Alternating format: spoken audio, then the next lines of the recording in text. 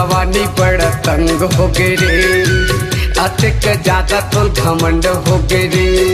तूरी तोर जवानी बड़ा तंग हो गे रे, अतिक ज्यादा तोल घमंड हो गे रे। मीठी बोली तै नहीं बोले, मीठी बोली तै नहीं बोले, काकर काकर तोला संग हो गे रे। तूरी तोर जवानी बड़ा तंग हो गे रे, अतिक ज्यादा तोल घमंड हो गे रे।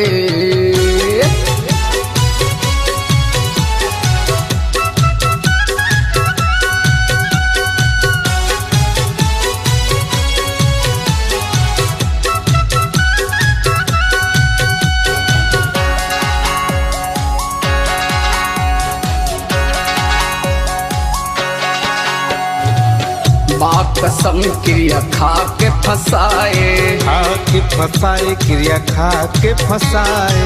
मैसेज में बात करके जीवला जलाए, जीवला जलाए, मोरे जीवला जलाए।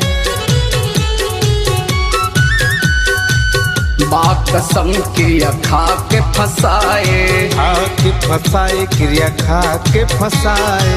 मैसेज में बात करके जीवला जलाए, जीवला जलाए, मोरे जीवला जलाए। जबले उम्र 16-17 होए, जबले उम्र 16-17 होए, कैसे बोले के तोरे ढंग हो गए रे। तूरी तोर जवानी बड़ा तंग हो गे रे, अतिक ज्यादा तोल घमंड हो गे रे।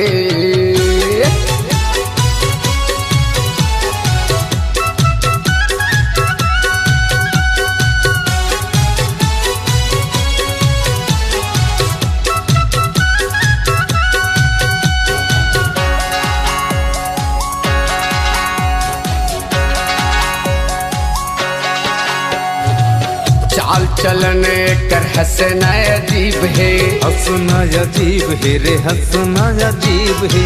जेन तोल बिहाही वो कर फुटहा नसीब है, फुटहा नसीब है रे, फुटहा नसीब है। चाल चलन कर हंसना अजीब है, हंसना अजीब है रे, हंसना अजीब है। जेन तोल बिहाही वो कर फुटहा नसीब है, फुटहा नसीब है रे, फुटहा नसीब है।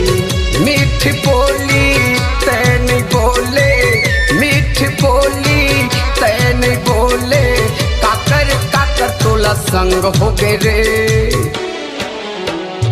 तूरी तोर जवानी बड़ा तंग हो गे रे, अतिक ज्यादा तोल घमंड हो गे रे।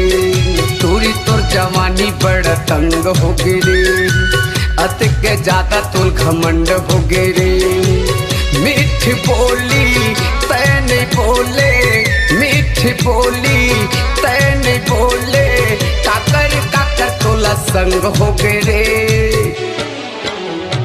तूरी तोर जवानी बड़ा तंग हो गे रे, अतिक ज्यादा तोल घमंड हो गे रे। तूरी तोर जवानी बड़ा तंग हो गे रे, अतिक ज्यादा तोल घमंड हो गे रे। अपनी आवाज को दीजिए एक नया मुकाम, डिजिटल रिकॉर्डिंग की दुनिया का जाना पहचाना नाम स्वरांजलि, जहां गूंजती हैं ध्वनियां अपनी माटी की सौंधी सुगंध के साथ। छत्तीसगढ़ी संगीत के विविध रंग जो पहुंचाते हैं पूरे प्रदेश में डिजिटल रिकॉर्डिंग के संग। स्वरांजलि स्टूडियो, नेमीचंद गली नंबर 2, गंजपारा, रायपुर।